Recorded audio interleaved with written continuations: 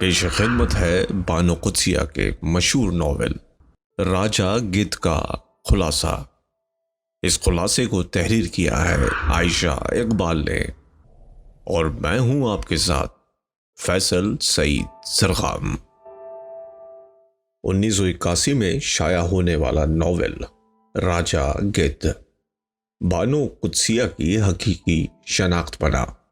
موضوع کے لحاظ سے یہ ناول در حقیقت ہمارے معاشرے کے مسائل کا ایک ایسا تجزیہ ہے جو اسلامی روایت کے عین مطابق ہے، اور وہ لوگ جو زندگی، موت اور دیوانگی کے حوالے سے تشکیلی مراحل میں گزر رہے ہیں، بالخصوص ہمارا نوجوان طبقہ، ان کے لیے یہ ایک گراں قدر حیثیت کا حامل ناول ہے۔ یہ ناول مڈل کلاس کی جوان نسل کے لیے محض اسی لیے دلچسپی کا باعث نہیں کہ ناول کے بنیادی کردار یونیورسٹی کی کلاس میں ایک دوسرے سے آشنا ہوتے ہیں، بلکہ اس لیے کشش کا باعث ہے کہ بانو قدسیہ نے جذبات اور اقدار کے بحران کو اپنے ناول کا موضوع بنایا ہے، اور اسلامی اخلاقیات سے عدم وابستگی کو اس انتشار کا سبب اور مراجعت کا طریقہ نجات بتایا ہے۔ راجہ گدھ کے 14 سے زائد ایڈیشن شائع ہو چکے ہیں۔ یہ کہانی ایک گورنمنٹ کالج لاہور میں پڑھنے والے ایک دیہاتی لڑکے کی ہے۔ یہ لڑکا قیوم MA سوشیولوجی میں کر رہا ہے، لیکن فلسفے میں وہ افلاطون کا بھی باپ ہے۔ انسانی نفسیات، اس کے پیچیدہ مسائل، الجھنیں اور تجزیہ اس ناول کا تھیم ہے، لیکن ان سب کو بیان کرنے کے لیے عجیب سے کرداروں کا انتخاب کیا گیا ہے۔ قیوم کے ساتھ 5 لڑکیاں پڑھتی ہیں اور 5 ہی لڑکے ہیں۔ کلاس کا پہلا دن ہی بھونچال لے آیا۔ سیمی کو آفتاب سے، آفتاب کو سیمی سے عشق ہو گیا۔ قیوم اور کلاس کے لیکچرار سر سہیل کو سیمی سے نرالی قسم کا عشق ہو گیا، جس میں وہ آفتاب کو اپنا رقیب نہیں گردانتے۔ یہ بڑا ہی ڈھٹائی والا عشق ہے۔ سیمی ایک بیوروکریٹ کی بیٹی ہے، جس کا باپ سیمی کی ہم عمر لڑکیوں سے ناجائز تعلقات ایسے رکھتا ہے جیسے وہ اس پر حلال کی گئی ہوں۔ سیمی کی ماں ڈھلتی عمر میں شوہر کو قابو کرنے میں ناکام ہو چکی ہے۔ والدین کی ناچاقیوں سے تنگ آ کر وہ ہاسٹل میں رہائش پذیر ہے، اور اپنی زندگی اپنے باپ سے بھی زیادہ آزاد انداز میں گزار رہی ہے۔ اس کی زندگی میں انجوائمنٹ ہی سب سے بڑی خوشی ہے۔ آفتاب کے عشق نے اس کو جس طرح 7ویں آسمان پر پہنچایا، بالکل اسی طرح زمین کی 7ویں تہ میں گاڑ دیا۔ جب آفتاب کی بیبے نے اس کو بطور بہو کے قبول کرنے سے انکار کر دیا۔ آفتاب پاکستان کے سب سے بڑے قالین فروش کا اکلوتا بیٹا ہے۔ اس کی منگنی اپنے ماموزات سے ہو چکی ہے۔ شروع میں اسے آئیڈیل شخصیت دکھایا گیا، مگر مصنفہ نے اس سے فلسفہ چھڑوانے کے چکر میں خود اس کی شخصیت کا کچرا کر ڈالا۔ آفتاب نے والدین کی رضا کے لیے زیبا سے شادی کر لی۔ وہ زیبا سے بھی عشق کرتا ہے، اور سیمی سے بھی، لیکن وہ سیمی کے لیے ڈٹ کر خاندان کے سامنے نہیں آ سکتا ہے۔ وہ سیمی کو چھوڑ دیتا ہے اور سیمی کالج کو۔ امتحانات سے پہلے ہی آفتاب کی شادی ہو جاتی ہے، اور اس کی سہاگ رات کو سیمی قیوم کے ہاسٹل والے کمرے میں گزارتی ہے۔ قیوم اور آفتاب روم میٹ تھے۔ وہ آفتاب کی یادیں تلاشتی رہتی ہے۔ امتحانات تک سیمی اور آفتاب دونوں کو مناظر سے ہٹا دیا گیا۔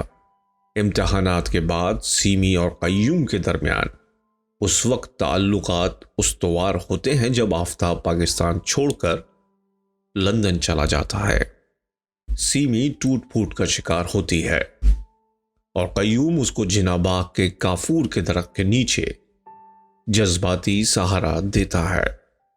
ان کی اکثر ملاقات اسی درخت کے نیچے ہوتی ہے، جس میں آفتاب سے لے کر زندگی کے ہر پہلو پر فلسفہ بیان کیا جاتا ہے۔ انتہائی ذہین 2 مخالف جنس اپنے جذبات اور خیالات پر قابو نہیں رکھ پاتے اور اکثر ہی اپنی حدود سے تجاوز کر جاتے ہیں، اور انہیں اس بات کا کوئی دکھ، شرمندگی، شرمساری نہیں ہوتی۔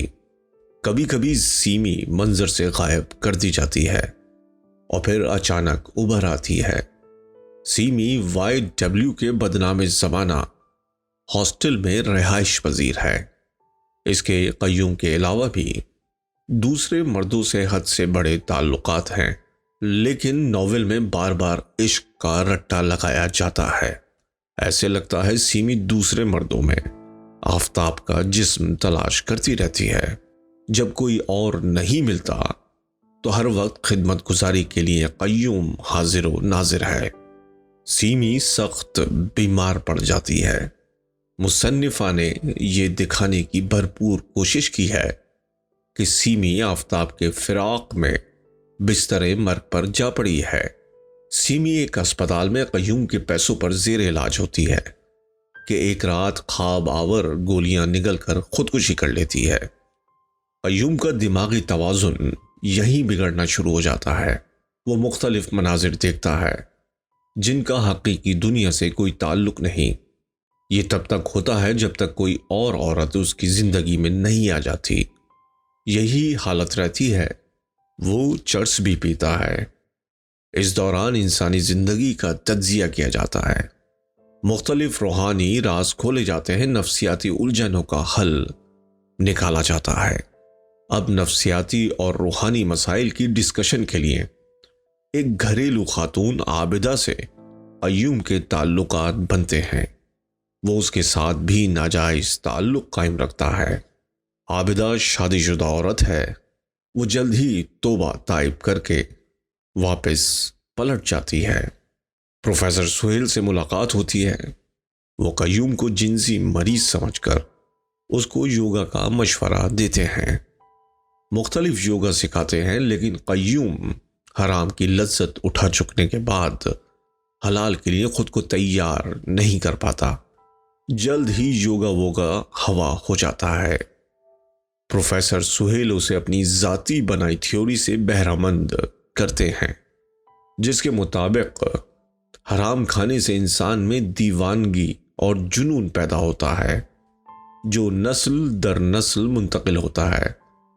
وہ انسان کی پیدائش سے اب تک کی مثالیں دیتا ہے، لیکن قیوم پروفیسر صاحب کو خاطر میں نہیں لاتے۔ قیوم خود کو ایک گدھ ہی مان لیتا ہے جو کہ حرام کھانے کا عادی ہے، اور وہ اس پر راضی ہے۔ اس کو روکنے والا کوئی نہیں۔ اس کا بھائی صبح 7 سے رات 9 بجے تک کی نوکری کرتا ہے۔ اس کی بھابھی اس کی خصلت سے بخوبی آگاہ ہے، اس لیے 100 فٹ کے فاصلے پر رہتی ہے۔ اس کا باپ گاؤں میں ہڈیوں کا ڈھانچہ بن کر رہ رہا ہوتا ہے۔ دونوں بیٹوں کو کوئی پرواہ نہیں، باپ چاہے بھوکوں مرے۔ اتنے فلسفے جھاڑنے والے کردار کہیں بھی والدین کے لیے باعث رحمت نہیں بلکہ باعث ذلت ہیں۔ کہانی کا تقریباً ہر کردار پہنچا ہوا بابا ہے یا افلاطون۔ ہر کردار نے اپنا اپنا فلسفہ پیش کیا ہے، اور ایسا پیش کیا جو یا تو صدیوں کے گیان کے بعد حاصل ہوتا ہے یا پھر روحانی عملیات و وظائف کرنے کے بعد، لیکن یا تو ہر کردار ہی کندن لال ہے۔ عابدہ کے بعد قیوم کی حرام زندگی میں امتل نامی 42 سالہ طوائف آتی ہے۔ طوائفوں کے حوالے سے تمام فلسفہ بیان کیا جاتا ہے، اور امتل اور قیوم کے حرام تعلقات کا قصہ بیان کیا جاتا ہے۔ امتل کے ذریعے گہرے، عمیق، گندے ہوئے تجربات کا تجزیہ پیش کیا گیا ہے۔ اتنا تو افلاطون نے ارسطو سے نہ سیکھا ہوگا جتنا امتل نے اپنے جسم کو بیچ بیچ کر حاصل کیا۔ اگر کسی کو زندگی کا فلسفہ سمجھنا ہو تو مڈل کلاس طوائف سے وقت لے۔ ویسے عام طور پر طوائف مردوں کی جنس کے علاوہ کسی اور تجربے میں 0 کے برابر علم رکھتی ہیں۔ آخرکار بانو قدسیہ کو کافور کے درخت کے نیچے بیٹھے امتل طوائف سے سارا فلسفہ جڑوا کر یاد آ ہی گیا کہ وہ ایک ان پڑھ جسم فروش ہے۔ اس لیے کھسیانی ہنسی ہنس کر امتل کہتی ہے کہ میں تو ان پڑھ گوار ہوں۔ اب اس ان پڑھ گوار کے ساتھ قیوم صاحب نے بہت رہ لیا تھا، یہیں انہوں نے بچھڑنے کا فیصلہ کر لیا۔ قیوم گھر چلا جاتا ہے۔ صبح اطلاع ملتی ہے کہ امتل عزیز کا قتل اس کے مقبوط الحواس بیٹے نے کر دیا۔ امتل نے کبھی شادی کی تھی جس سے اس کا ایک مقبوط الحواس بیٹا تھا جو اب جوان تھا۔ چونکہ امتل نے گھاٹ گھاٹ کا پانی پیا تھا، اس لیے وہ اپنے شوہر کی دوگلی شخصیت کے ساتھ زیادہ دیر نباہ نہ کر سکی اور اسے چھوڑ دیا۔ امتل کا طلوع جوانی میں ایک شاعر سے معاشقہ بھی رہا جو کہ اس کے 22,000 لے اڑا اور شکریہ کے طور پر 2 شعر اس کے بستر پر لکھ گیا۔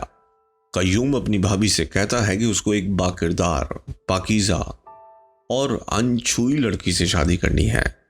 حرام کھانے سے انسان میں جنون پیدا ہوتا ہے اور یہ نسل در نسل منتقل ہو جاتا ہے، یہاں تک کہ یہ جنون انسان سے مثبت سوچ چھین لیتا ہے اور منفی رویوں کو فروغ ملتا ہے۔ اگر اولاد میں سے کوئی مقبوط الحواس بچہ ہو تو 99% امکانات ہیں کہ والدین میں سے کسی ایک نے حرام کام سر انجام دیے ہیں۔ نامحرم سے حرام اور ناجائز تعلقات، خلق خدا کا ناحق خون کرنا، حق غصب کر لینا اور دی کر چھوٹے سے بڑے حرام کام سر انجام دینا، یہ سر سہیل کی تھیوری تھی۔ وہ امریکہ جا کر اس پر مزید مشاہدات اور تجربات کرنا چاہتے ہیں کہ کس طرح سے انسانی خون میں حرام کام سر انجام دینے سے منفی ہارمونز جنم لیتے ہیں اور مثبت ہارمونز منجمد ہو کر ناکارہ ہو جاتے ہیں۔